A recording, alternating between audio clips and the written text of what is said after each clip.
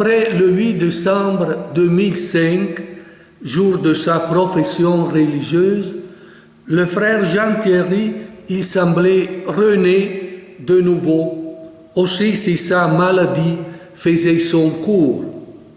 Chaque fois que j'entrais dans sa chambre, Jean-Thierry me disait « Mon père, je sais que je dois guérir et réaliser la mission que le Seigneur m'a confiée, celle d'amener beaucoup de jeunes à lui par le sacrement de la confession. » Après le 20 décembre, je me porte à l'hôpital et avant d'entrer dans la chambre de Jean-Thierry, je m'entretiens avec le professeur Pellerin, le chirurgien-chef qui suit Jean-Thierry.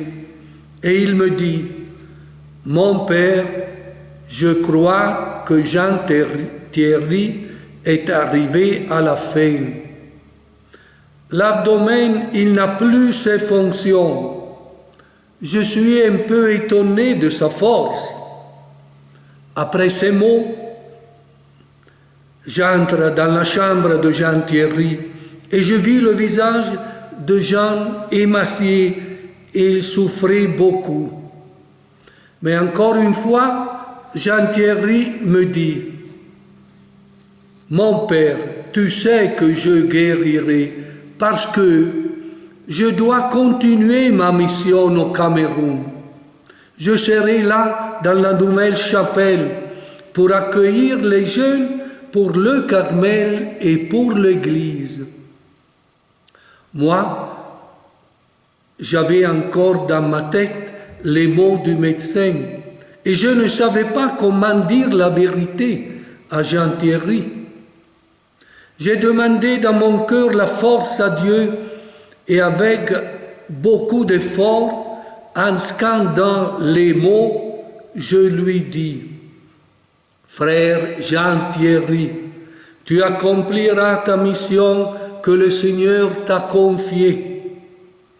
Mais je crois que tu la feras mieux dans le paradis, comme a fait Sainte Thérèse de l'Enfant Jésus, la sainte très chère à toi. » Jean, en me regardant, il restait sans mots. Son visage s'était pétrifié. Son regard semblait perdu dans le vide. Je ne l'avais jamais vu ainsi. Après quelques minutes, qui semblaient à moi une éternité, Jean-Thierry reprit son regard normal et me dit, « Oui, mon père, j'accomplirai ma vocation au paradis et je ferai descendre du ciel un déluge des vocations pour le Carmel et pour l'Église. » À partir de ce moment-là, Jean-Thierry disait à tout le monde de ne plus prier pour sa guérison, mais pour accomplir la volonté de Dieu. En deux mots, nous pouvons dire la mission de Jean-Thierry était celle d'amener beaucoup de jeunes au Carmel pour devenir des vrais carmes.